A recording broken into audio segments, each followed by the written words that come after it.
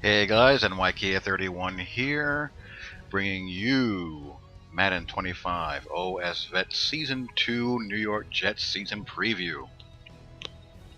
Yes, I threw away the Super Bowl. Will I be able to redeem myself? Or did I throw away my best chance of finally getting over the hump with my Jets? I guess winning the Powerhouse Online Dynasty Season 1 with Notre Dame and winning Season 1 of this league with the Jets would have just been too much for the EA Sports guys to handle. So, there you have it. And, whatever. I've long since moved past getting angry over a video game, over a toy. I make fun of myself. I mean, would have been nice to win, yes. Did it suck to lose? Yes, for 2 seconds. Then, just go about your business. But here we go. Season 2 season preview. GENO came on late in the season after coming back from injury. You see his throwing ratings, and he now has the clutch trait, which he earned thanks to that deep playoff run, and he has maxed out his consistency. So Season 2 should provide some good things. The Legend of Chris Ivory. I also signed LeGarrette Blount to give me a little bit of a 1-2 punch. When Ivory needs a rest, he can do a lot of the same things. 96 trucking, 97 stiff arm, backed up by 96 trucking, 98 stiff arm. So get ready to see more of that treatment as the run and shoot with a power back takes full advantage of those little bodies out there in the second level. And my third down back, Armando Allen. I always try to employ one Notre Damer per season, whether it be in free agency or in the draft. And having the NCAA draft classes being able to be used for online dynasty really makes it a lot more fun. I really wish, in hindsight, that I recorded at least the highlights of the draft. Taj Boyd went number 1 overall to the Minnesota Vikings. In fact, the first 4 picks were quarterbacks. Taj Boyd, Taylor Martinez, and I forget the others. Aaron Murray went very high as well. So, and Johnny Football didn't come out. And neither did Clowney. Johnny Football and Clowney will be in this draft class for Season 2, as well as Sammy Watkins. Fullback, who cares? He's hardly ever on the field. My wide receivers, they came on late during the year. Got better and better as the year went on. SANTONIO Holmes is starting to slow down a little bit, though. He's starting to slip with his speed and explosiveness. Route running, catching, release is still there. The agility and acceleration and his speed actually came down a little bit. Stephen Hill blossoming at 6'4", 215. Good hands now. Catching traffic, getting better. Good in those catches. Jump balls with a spectacular catch at that height. Better at route running, better at release. I need to throw more fades in the goal line with him, tell you the truth. Explosive, young. He'll eventually... Awareness is big for me with these option routes, so he's going to eventually replace Holmes as my go-to guy. Obumanu, the reliable slot in my run and shoot. Played very well. And he got some nice experience point progression during the season. Catching traffic is 83. He just barely holds off Clyde Gates here, who's very explosive with his speed. But the catching traffic is just not quite ready yet. And Curly is waiting in the wings as well, in case I get ticked off at anybody. My first round draft pick out of Oklahoma, Jazz Reynolds. I will use him as my other slot. 89 catching, 85 catching traffic, 84 spectacular catch, good route running as a rookie, good release, which I had to bump up during preseason, good enough speed, good acceleration, and good awareness. So he should be solid. Manu will be my H. Reynolds will be my Y. I made a little bit of a tweak or two to the playbook, the default run and shoot playbook, so I'll have some sets for the tight end. So I have David Thomas and Zach Miller. I mean, I don't really need a lot at the tight end position. I don't really use them very much. The line is all intact. Brian Winters is new. I drafted Kevin Dancer out of Stanford, only a matter of time before he starts over Winters. I started Winters because he's a little stronger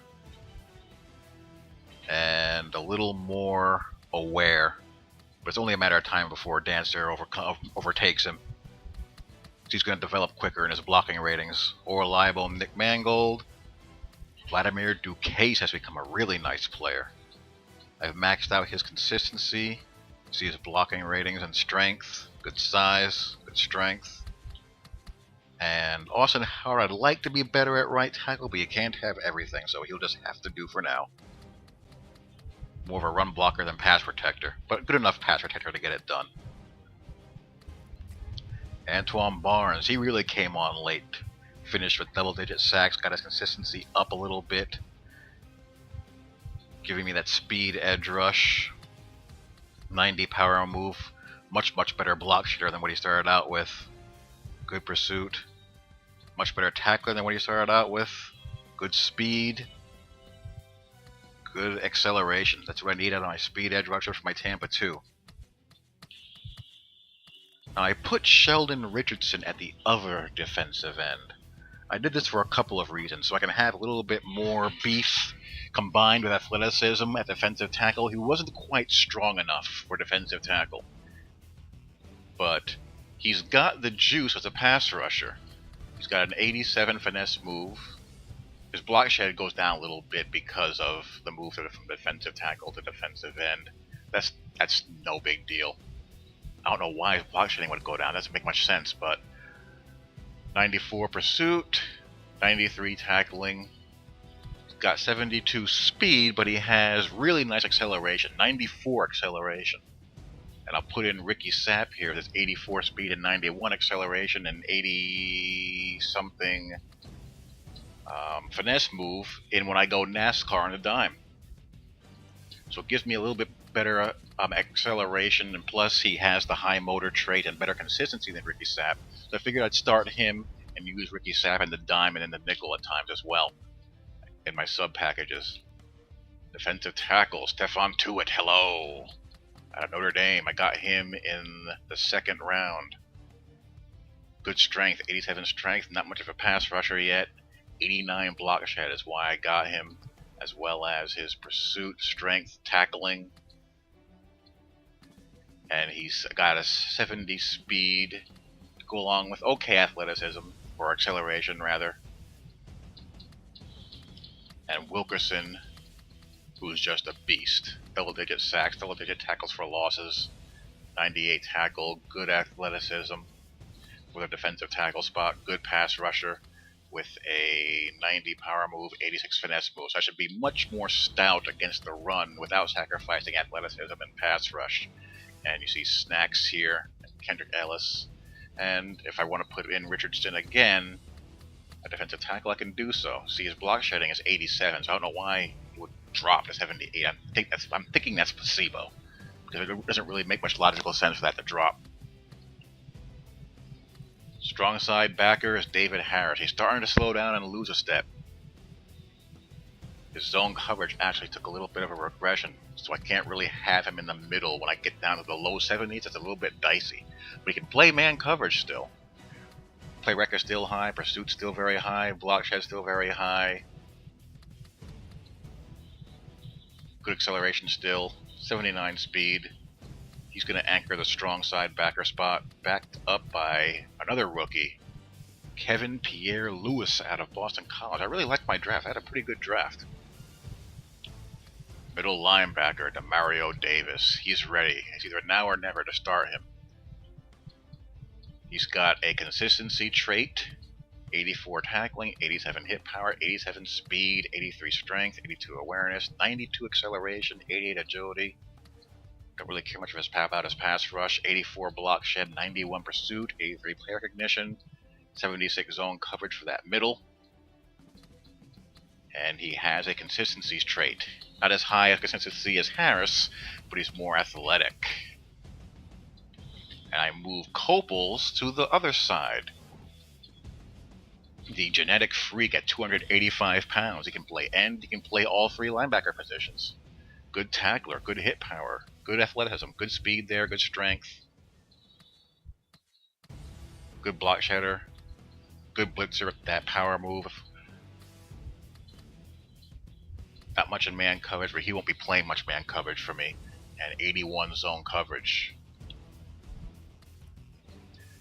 Cromartie and Milner. My corner tandem. Milner had an awesome season last season. And I expect more of the same out of these two. Got Cromartie's pressed up a little bit more. It was in the mid-80s, but when the season began, he's up to 88 now. He has 98 man coverage, 88 zone. I was actually thinking of trading him at one point, but he had such a good playoff that I said, And Milner was just awesome. Awesome, awesome, awesome. He's only going to get better. He's got the clutch attribute, and he's got maximum consistency. Cromartie's consistency is maxed out as well, and I got pretty good depth here for my nickel and diamond quarters. Kyle Wilson, Coy Francis, and Aaron Barry, who sealed the AFC title game for me. Good man, good zone, good press. Like to have press in those slots. Safety, Sherrod Martin cost me a fortune after an all-pro season. 88 zone coverage, that's spectacular. That's what I want for deep safety coverage. Decent man coverage, so to occasionally put him on tight ends and two tight ends, that's when I want to play man. And an okay tackler. Not really a big hitter, but 82 tackling is good enough. Dewan Landry and Barry Church. Strong safety tandem. Church is going to probably end up playing ahead of Landry at some point. Landry's got 84 zone coverage now. Decent play rec. Good pursuit. And both of them can hit like a ton of bricks. Church is slightly more athletic. Actually, he's a lot more athletic. 91 acceleration, 82 agility. But Landry is more aware and better play recognition. So Landry's going to start the season. Church is going to back up, and that's probably going to change at some point. So those are your JETS, Jets. You see the special teams, the kick returner, Clyde Gates was very dangerous. Armando Allen will be my third down back, and that's how we're looking. I like my team. I like the offense. I like the setup I have on the front seven. Nothing much really changed in the secondary. Let's see if I can make another run at it. Talk to you all later. Peace.